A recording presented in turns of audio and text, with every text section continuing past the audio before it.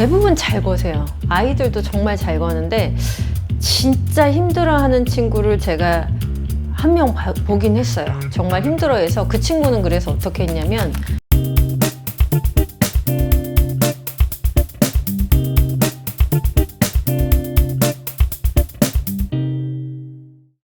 네, 원장님 안녕하세요. 안녕하세요. 치과의사 오희정입니다. 오늘도 인비절라인에 대해서 여쭤보고 싶은데요. 투명 장치만 끼면 끝나는 줄 알았는데 고무줄하고 스크류를 하는 이유가 도대체 뭐죠? 네, 고무줄하고 스크류를 고무줄 같은 경우는 거의 필수적이다. 대부분은 다 한다 생각하시면 되는데, 물론 안 하고 끝나는 경우도 있는데 그냥 고무줄을 언젠가는 걸 수 있겠구나라고 마음 편하게 가지고 계시다가 안 걸면 좋은 거고, 보통은 대부분 많이 거니까 그렇게 생각하시면 되고, 스크류는 심을 수도 있고 안 심을 수도 있어요. 사람에 따라 조금씩 또 이동하는 양이 많아진다거나 아니면 이동하는 그런 방향 그런 거에 따라서 심어야 되는 분들은 심어야 되는 거고, 그렇지 않은 경우도 있고, 혹은 고무줄을 엄청 잘 걸어주는 친구들한테서 스크류를 심을 가능성이 좀 줄어드는 경우도 있고, 이렇게 고무줄하고 스크류는 할 수 있기도 하고 없기도 하다 이렇게 생각하시면 되는데, 보통 인비절라인을 생각을 하고 오신 분들은 당연히 그 예쁘게 생긴 투명한 장치 요거 하나만 그냥 뺐다 꼈다 하면 되는 거 아닐까라고 생각을 하고 오시잖아요. 근데 이 인비절라인이든 브라켓을 부착하는 교정장치든 결국 치아를 움직이는 그런 기전, 원리 이런 것들은 비슷하기 때문에 어떤 고정원이라는 게 있어야 그 옆에 치아를 움직이고 밀고 당기고 할 수 있는 거거든요. 이 고정원을 보강을 해줘야 될 필요가 있을 때 브라켓이든 인비절라인이든 둘 다 고무줄을 걸 수도 있고 스크류를 심을 수도 있고, 이거는 다 똑같습니다. 그래서 부착식 장치라고 고무줄을 안 거는 것도 아니고 인비절라인이라고 안 거는 것도 아니고 그렇다는 얘기죠. 둘 다 걸 수 있다.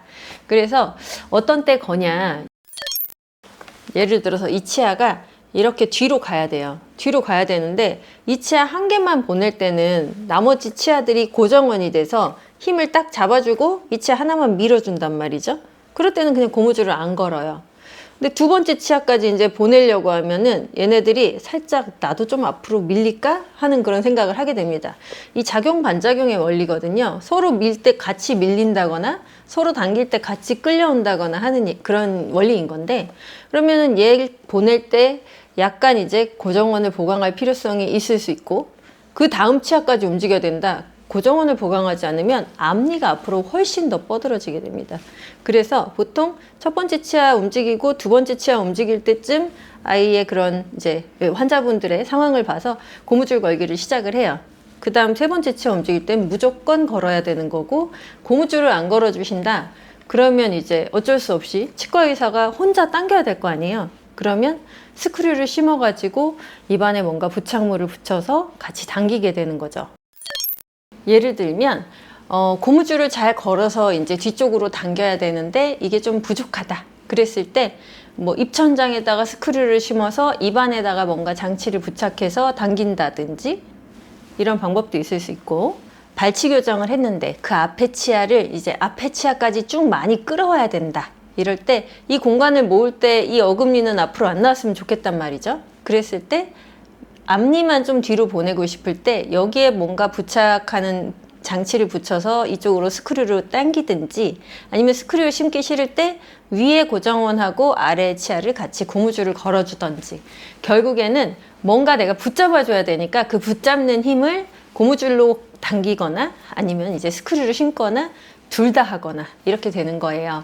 그래서 내가 인비절라인을 하더라도 이런 것들을 할 수 있다는 것을 먼저 아시고 하시면 당황하지 않으실 수 있고, 또는 이렇게 치아 이동거리가 앞뒤로 크지 않은 경우에도 고무줄을 쓰는 경우가 있는데요.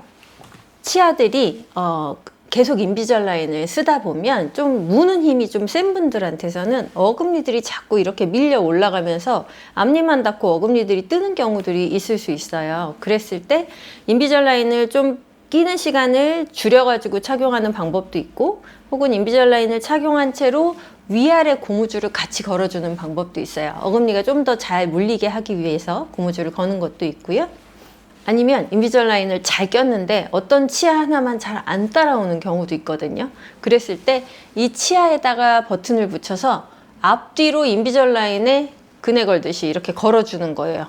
고리처럼. 그러면 그 치아가 인비절라인 안쪽으로 쏙 들어가는 힘을, 내려오는 힘을 받으면서 인비절라인 안으로 들어가게 됩니다.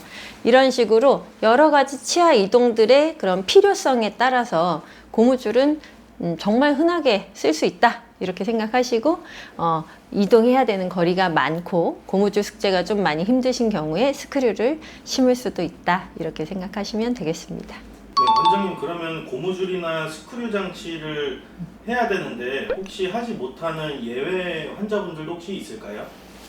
고무줄 같은 경우는 대부분 잘 거세요. 아이들도 정말 잘 거는데 진짜 힘들어하는 친구를 제가 한 명 보긴 했어요. 정말 힘들어해서 그 친구는 그래서 어떻게 했냐면 부모님이 걸어주셨어요.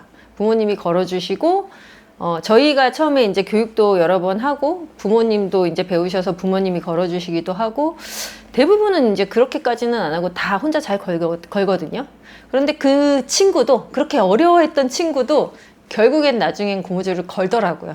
그래서 이게 좀 연습의 영역이라서 고무줄을 못 거는 일은 거의 없고 다만 이제 본인이 귀찮아서 안 거는 경우가 대부분이죠. 고무줄을 이제 숙제를 내드리면 뭐 숙제가 귀찮아서 안 하는 경우가 많이 있겠잖아요. 뭐 숙제를 못 할 일은 없죠. 그렇게 이제 안 하는 분도 계시고 스크류 같은 경우는 스크류가 이 뼈에 심겨야 되잖아요. 뼈에 고정이 돼야 되는데 그 스크류 자체는 엄청 작아요.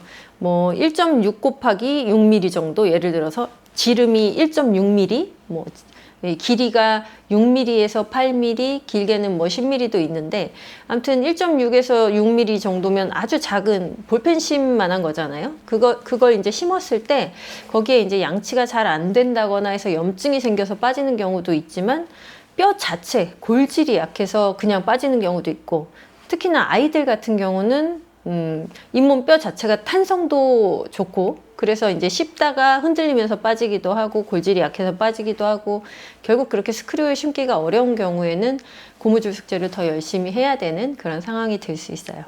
네, 원장님 오늘 말씀도 감사합니다. 감사합니다.